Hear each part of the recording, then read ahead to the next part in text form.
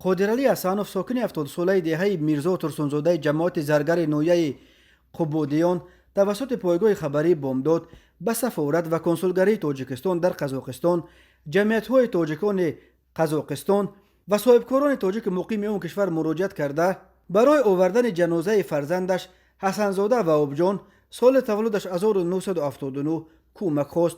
پسر او در روز عید قربان در شهر المتا در بیمارستان به علت بیماری جان داده است. بابای قادرعلی میگوید به دلیل سن پیری و دست کوتاهش امکان رفتن و آوردن جنازه فرزندش را ندارد و آبجان که ماه اوگوست سال جاری اگر اون وفایش میکرد به سن 43 میرسید.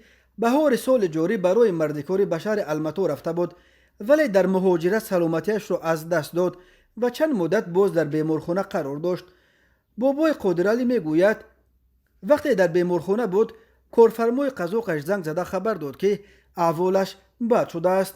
میخواستیم بیاریمش ولی طبیبان اجازت ندادند.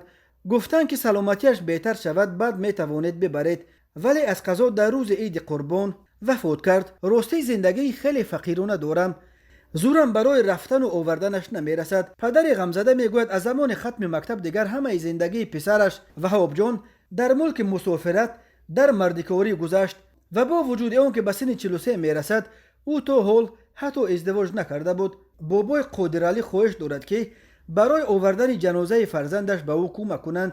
تلفن این پدر غمزده برای تماس 992 915 05 7703 992 919 61 39 44. وقتی این خبر آماده چاپ میشد بابای قادرعلی خبر داد که از جمعیت تاجیکان قزاقستان به او زنگ زده رقم‌های تلفن کارفرمای قزاق و آبجان را پرسیدند و گفتند که آنها نمیگذارند که یگان مرده تاجیک در روی راه بماند.